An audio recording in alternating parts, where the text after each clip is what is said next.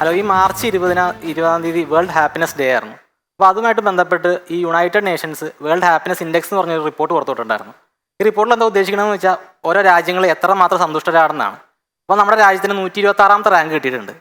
ആരും സന്തോഷിക്കൊന്നും വേണ്ട, കാരണം 140 രാജ്യങ്ങളിലാണ് ഈ 126ാമത്തെ റാങ്ക് കിട്ടിയേക്കണേ. അപ്പോൾ എനിക്ക് ഈ റിപ്പോർട്ട് കണ്ടപ്പോഴാണ് കൂടുതൽ സങ്കടമായത്. കാരണം ഇന്ത്യനേക്കാളും റാങ്ക് തൊട്ടടുത്ത രാജ്യമുള്ള പാകിസ്ഥാനുണ്ട്. അല്ലെങ്കിൽ അങ്ങനെയാണല്ലോ, നമ്മളെക്കാളും നമ്മുടെ തൊട്ടടുത്തിരിക്കുന്നവരെ മാർക്ക് കിട്ടുമ്പോൾ നമുക്ക് എന്താണെങ്കിലും വിഷമം വരും.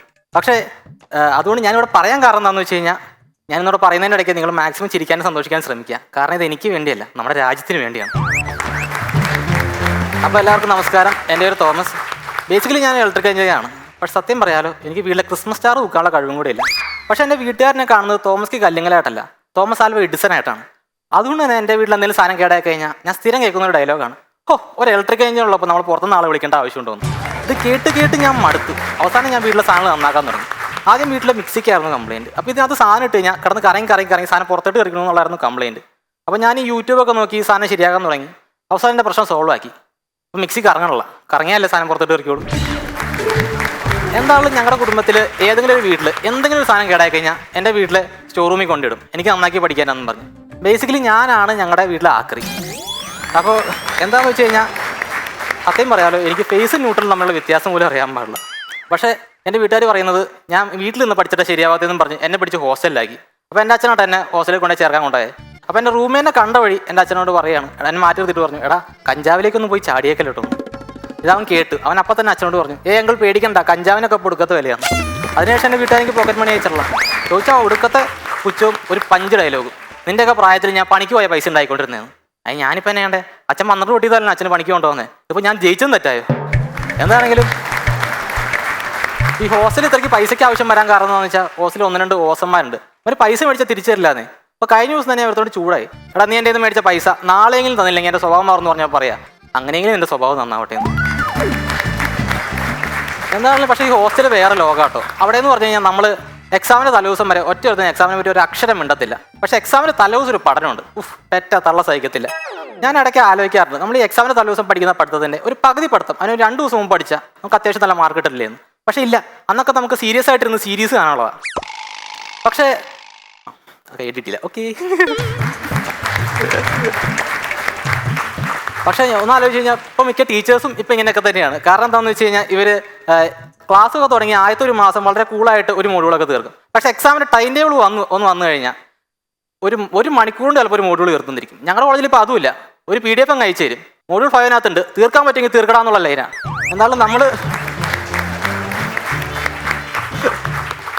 ഇതൊരുമാതിരി മ്യൂച്വൽ ഫണ്ട്സിൻ്റെ ആഡ് പോലെയാണ്. ആദ്യം വളരെ കൂളായിട്ട് കളിച്ചിരിച്ച് അതിൻ്റെ ഗുണങ്ങളൊക്കെ പറയും, എന്നിട്ട് 2x സ്പീഡിലിട്ടിട്ട് mutual funds are subject to market risk, നിങ്ങളുടെ പൈസ എന്താണെങ്കിലും പോകുന്ന ദോഷങ്ങളും പറഞ്ഞു പോകും. എന്തായാലും നമ്മൾ എഞ്ചിനീയേഴ്സ് ആണല്ലോ, അതുകൊണ്ട് നമ്മൾ കഷ്ടപ്പെട്ട് രാത്രി ഉറക്കമൊളിച്ചിരുന്ന് പഠിച്ച് പാസ്സാവാൻ നോക്കും. പക്ഷേ ഞാൻ വേറെ ലോകന്മാരെ കണ്ടിട്ടുണ്ട്, അവന്മാർ തലേദിവസം രാത്രി കഷ്ടപ്പെട്ട് ഉറക്കമൊളിച്ചിരുന്ന് പഠിക്കും, എന്നിട്ട് പിറ്റേ ദിവസം എക്സാം ഹാളിൽ കിടന്നുറങ്ങും.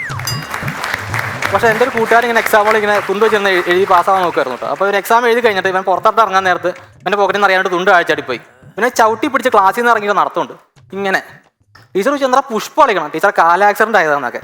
എന്താണെങ്കിലും വേറൊത്തിൻ്റെ അവസ്ഥ ഓർത്തിട്ടാണ് എനിക്ക് സഹതാപം തോന്നിപ്പോയത്. കാരണം ഇവൻ എന്നോട് ആൻസർ ചോദിച്ചു. ഞാനോട് പറഞ്ഞു, എടാ നീ എൻ്റെ നോക്കി എഴുതി കഴിഞ്ഞാൽ നിൻ്റെ ഉള്ള മാർക്ക് പോകാനേ സാധ്യതയുള്ളൂ. കാരണം ക്വസ്റ്റ്യൻ പേപ്പറിലെ ക്വസ്റ്റ്യൻസ് അതേപടി ആൻസറായിട്ട് എഴുതുന്ന ഒരാളാണ് ഞാൻ. എന്താണെങ്കിലും പക്ഷേ എൻ്റെ ക്ലാസ്സിലുള്ള വേറെ 2 ഒരിങ്ങനെ ഒരുപോലെ കോപ്പി അടിച്ച് പാസ്സാവാൻ നോക്കി. ടീച്ചർ എക്സാം പേപ്പർ ചെക്ക് ചെയ്യാൻ നേരത്തെ പിടിച്ച്, എന്നിട്ട് ചോദിച്ചു, നിങ്ങൾക്ക് 2 പേർക്ക് എങ്ങനെയാ സെയിം ആൻസർ കിട്ടണേ? ടീച്ചറെ ഒരേ ബുക്കിൽ നിന്ന് പഠിച്ചതുകൊണ്ടാണോ? അവിടെ 2 പേരും പൊട്ടത്തെറ്റ് ഒരേപോലെ സ്റ്റെപ്പ് ബൈ സ്റ്റെപ്പായിട്ട് എങ്ങനെയാണ് എഴുതണേ? മനപ്പുറത്തായിരിക്കും മിസ്, പറഞ്ഞതിനൊരു ന്യായം വേണ്ടേ? എന്താണെങ്കിലും എനിക്ക് ഈ എക്സാമിന് മാർക്ക് വരണമെന്നും വലിയ പ്രശ്നമല്ല. പക്ഷേ ഇത് ഇങ്ങനൊരു സാധനമുണ്ട്, PTA മീറ്റിംഗ് ഞങ്ങളുടെ കോളേജിലുണ്ട്. അപ്പോൾ ഞങ്ങളുടെ കോളേജിൽ PTA മീറ്റിംഗിൽ എന്താ സംഭവിക്കണമെന്ന് വെച്ച് കഴിഞ്ഞാൽ, അപ്പോൾ എൻ്റെ കഴിഞ്ഞ PTA മീറ്റിംഗിൽ എൻ്റെ ക്ലാസ് ടീച്ചർ പഠിപ്പിക്കുന്ന വിഷയത്തിന് എനിക്ക് C ഗ്രേഡ് കിട്ടിയെന്ന് പറഞ്ഞ് ടീച്ചറിൻ്റെ അച്ഛൻ്റെ മുമ്പിൽ എന്നെ D ഗ്രേഡ് ചെയ്തു. എന്താണെങ്കിലും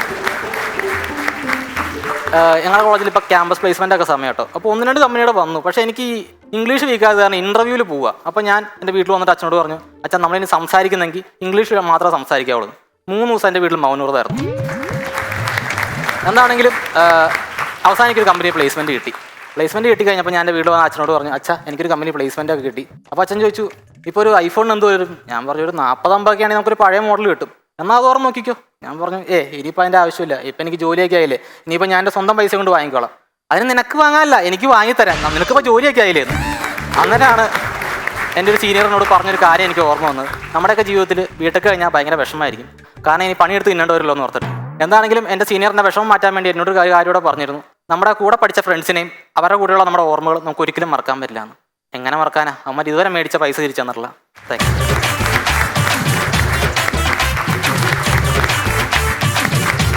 Once upon a time, once upon a time.